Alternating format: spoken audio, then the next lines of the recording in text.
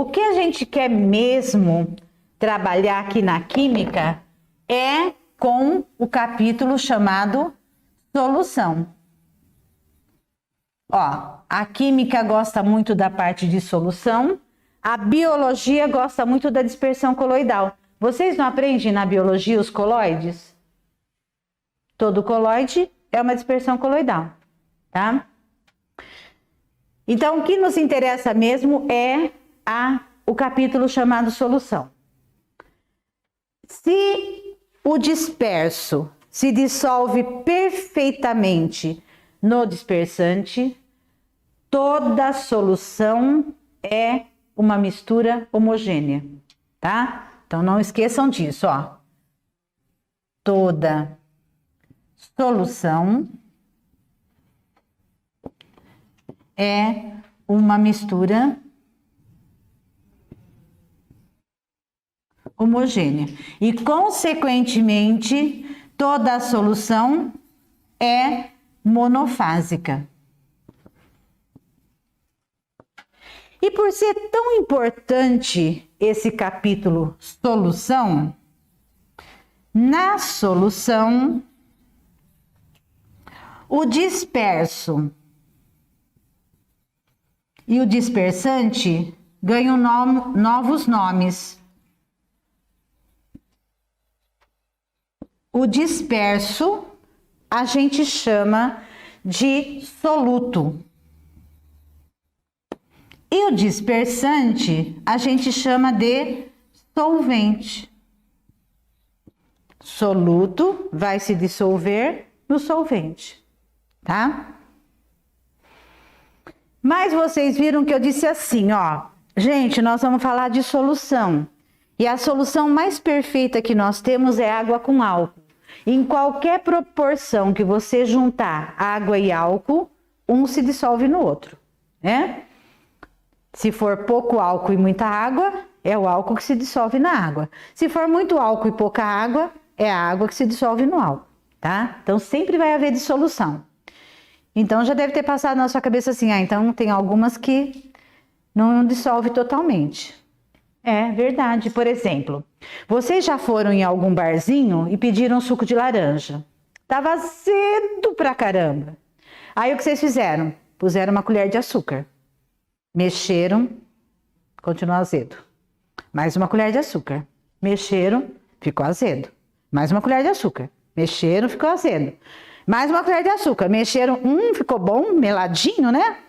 Só que você sente na boca os grãozinhos de açúcar, né? Vai para a sua boca e por causa dos grãozinhos de açúcar na sua boca, a saliva dissolve esses grãos de açúcar e o suco fica meladinho, gostoso.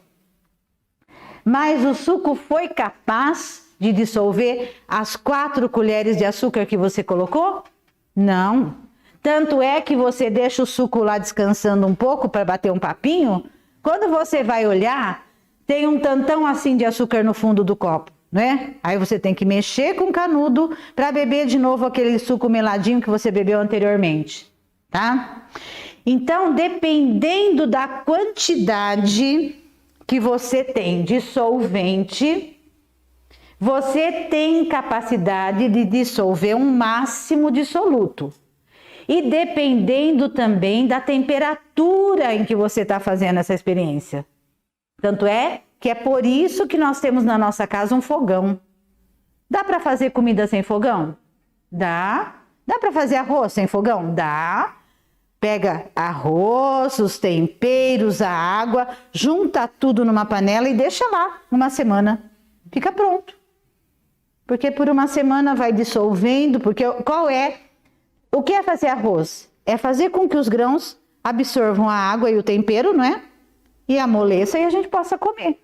Vai acontecer isso, mas só que daqui uma semana eu já morri de fome e além disso, o arroz vai estar tudo podre, né? Porque o tempero apodrece tudo. Então, o que o fogão faz? Acelera o processo, né?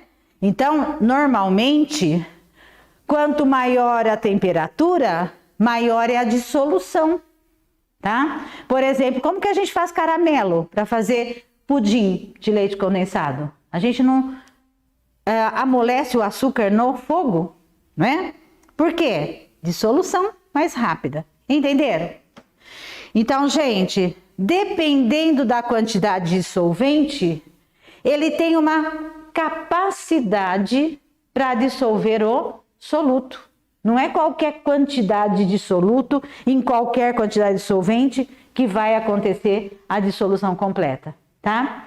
Então, é por isso que nós temos que aprender uma grandeza aqui, chamada coeficiente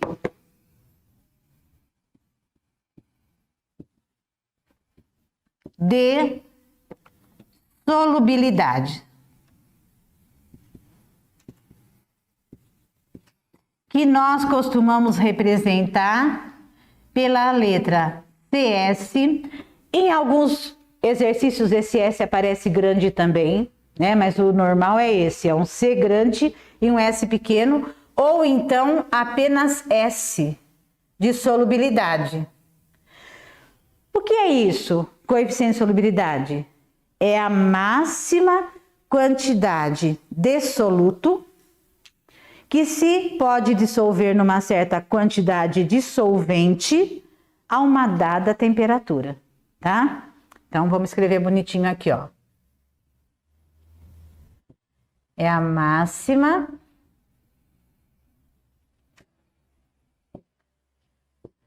quantidade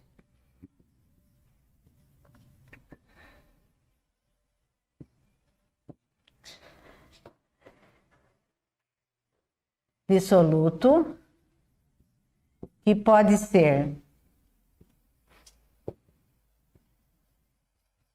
dissolvido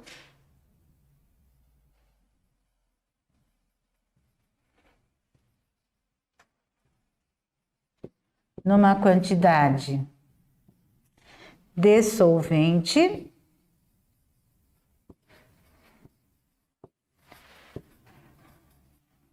a uma dada temperatura.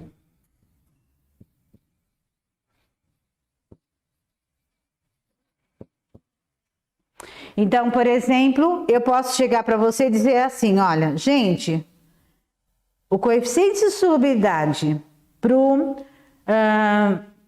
sulfato cúprico, por exemplo, é 130 gramas de sulfato cúprico para cada 100 ml de água, isso a 28 graus Celsius. Ô, gente, isso aqui é mentira minha, tá? Eu tô inventando, senão vocês vão procurar numa tabela aí, porque esses dados são tabelados, tá? Mas não é verdade, eu inventei aqui só pra gente ter ideia. Ó, então vejam bem, eu estou dizendo para vocês que o coeficiente de solubilidade é 130 gramas do sulfato cúprico para cada 100 ml de água a 28 graus Celsius. O que você entende? Que a 28 graus Celsius, se eu pegar 100 ml de água, o máximo que se dissolve são 130 gramas de sulfato cúprico.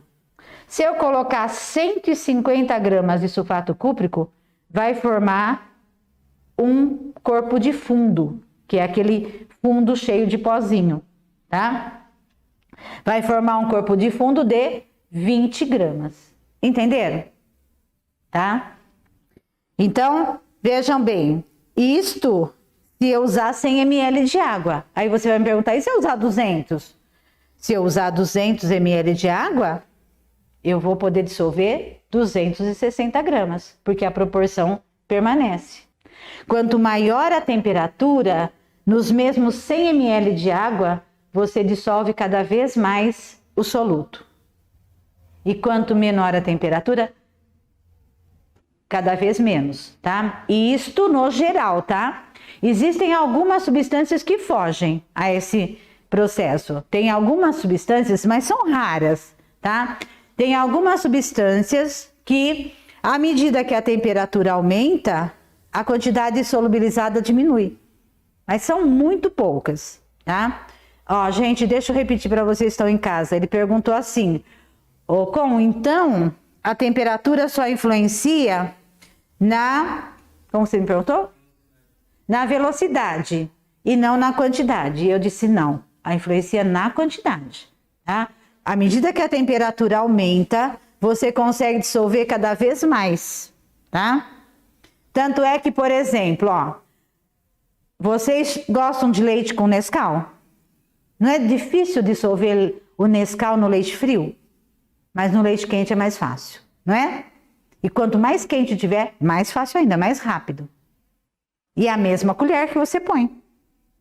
Então, a quantidade também interfere. Ficou claro?